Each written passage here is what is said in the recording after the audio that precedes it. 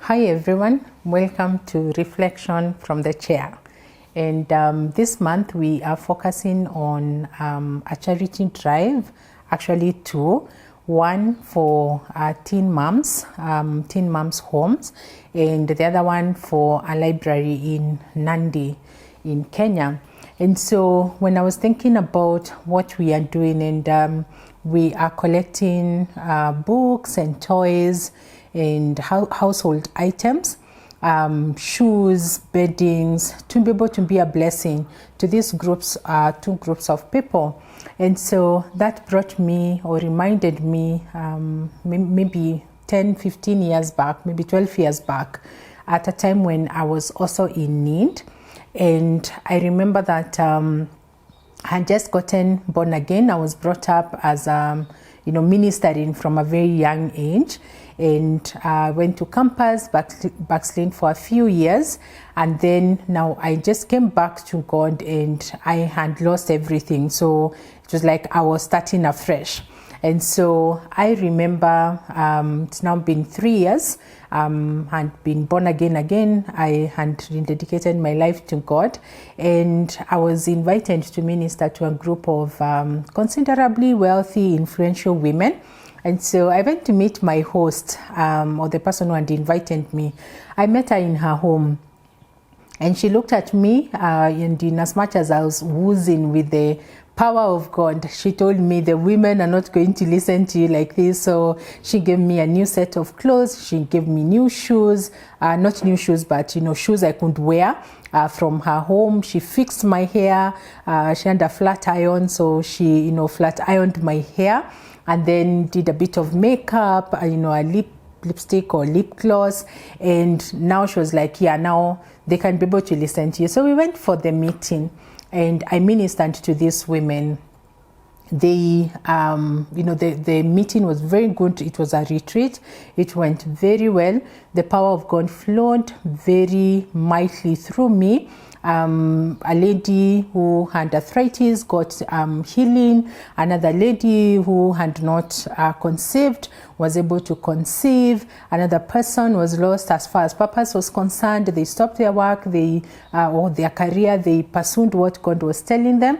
And it was such a powerful meeting. I could sense the power of God, and every woman I laid my hands on, they actually received what they were looking for, what they were expecting from God. So I come from that meeting, and a few weeks or days later, I received this package from this woman through my host, and the women had put together some clothes. They were used clothes, but absolutely amazing clothes. So I received this package one day, and I open it, and I find clothes and shoes and skirts and tops and all manner of things.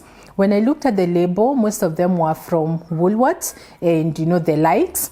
And so it was such a blessing that they were able to, send that package to me. I remember my first time wearing the Clarks. Those shoes were so comfortable and such good quality. I wore them for 2 years without wearing out. So every single day I was on, in Clarks. And they spoke of comfort. They were very nice shoes. So I wore my clothes. Of course, not all of them at once, but one set of clothes.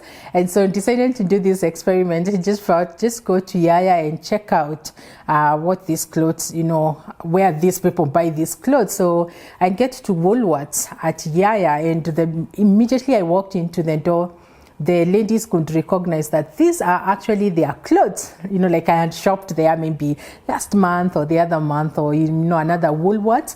And these three ladies, attendants, they came running to me. They're showing me stuff. I can buy also this top. And for me, I just wanted to see how much these clothes were. So I browsed and just like, I'll just check things out and just see if I need something else.